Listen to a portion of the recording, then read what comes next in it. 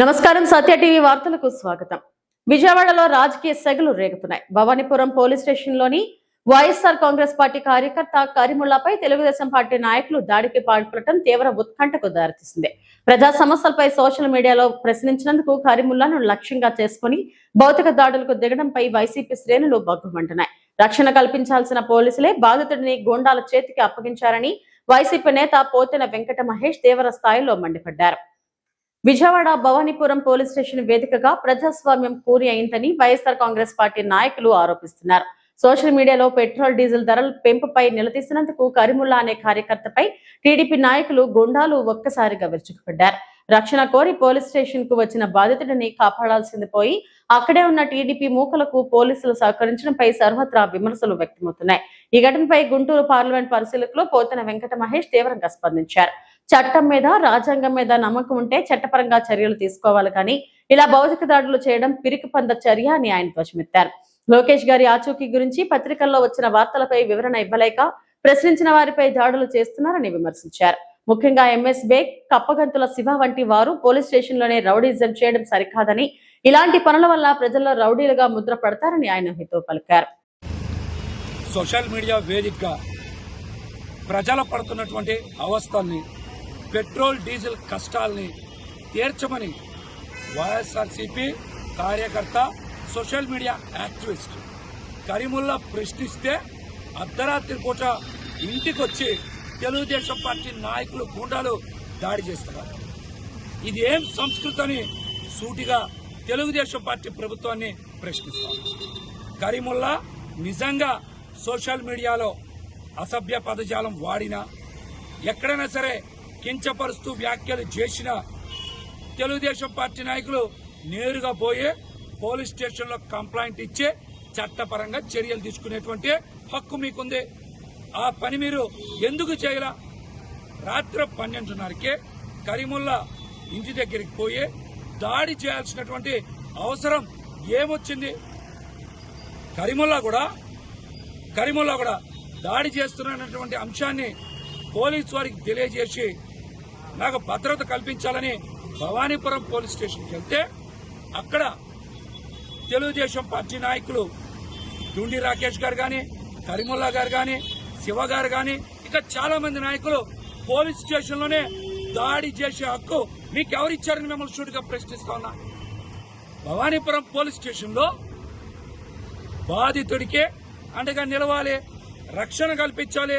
రక్షణ కల్పించకుండా మీరు పోలీస్ స్టేషన్లోనే దాడి చేసుకునేటువంటి స్వేచ్ఛ ఏ విధంగా కల్పిస్తారని మిమ్మల్ని సూటిగా ప్రశ్నిస్తా ఉన్నా.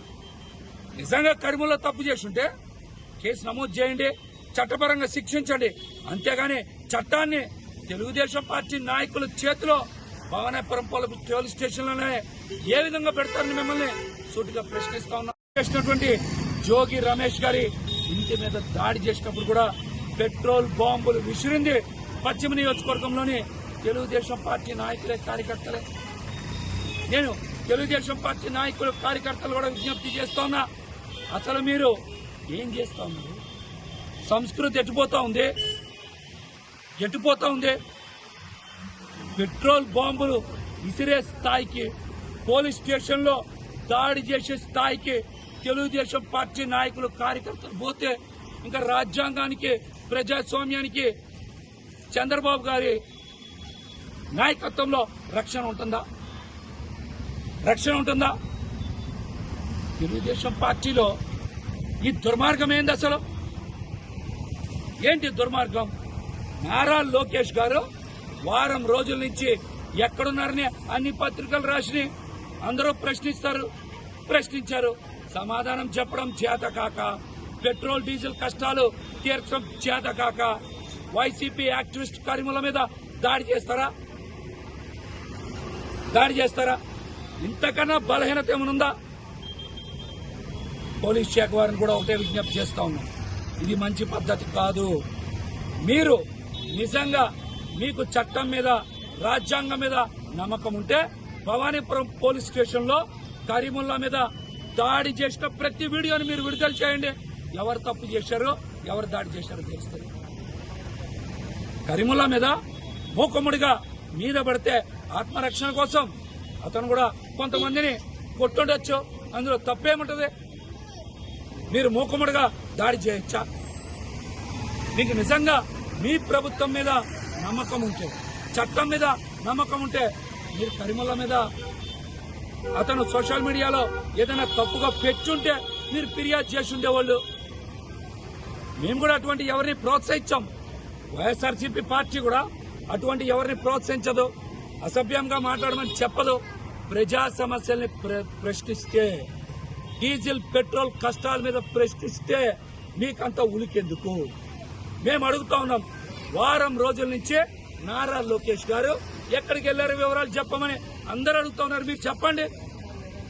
అంతేగాని బేగ్ గారు లాంటి వ్యక్తి కూడా ఇలాంటి దాడులకు పాల్పడడం మీ నాన్నగారి పేరుని కించపరుస్తుంది, తగ్గిస్తుంది. మీరు కూడా ప్రజాస్వామ్యబద్ధంగా ఎన్నికైనటువంటి కుటుంబంలో నుంచి వచ్చి ఇలాంటి రౌడీ రాజకీయాలు చేయడం అంత మంచి పద్ధతి కాదు. శివగారి గురించి కూడా నాకు తెలుసు. మీరు ఎవరన్నా ప్రోత్సహిస్తే, ఇట్లాంటి రౌడీయిజం గూండాయిజం చేస్తే మీకు మంచిది కాదు శివగారని కూడా తెలియజేస్తున్నా. మీ పట్ల ప్రజలకు సానుభూతి ఉంది. ఇట్లాంటి రౌడీయిజాలు గూండాయిజాలు చేస్తే ఈ రాజకీయ భవిష్యత్తు కూడా నాశనం అయిపోద్దని మీకు హేతు పలుకుతున్నా. పోలీసు వారు ఇప్పటికైనా సరే ఎవరి తప్పుంటే వాళ్ళందరి మీద మీరు చర్యలు తీసుకోండి. అక్రమంగా అన్యాయంగా కరీముల్లా ఒక్కనే బాధ్యుని చేస్తే మేము కూడా ఖచ్చితంగా పార్టీలో చెప్పి చేయాల్సిన పోరాటం చేస్తాం.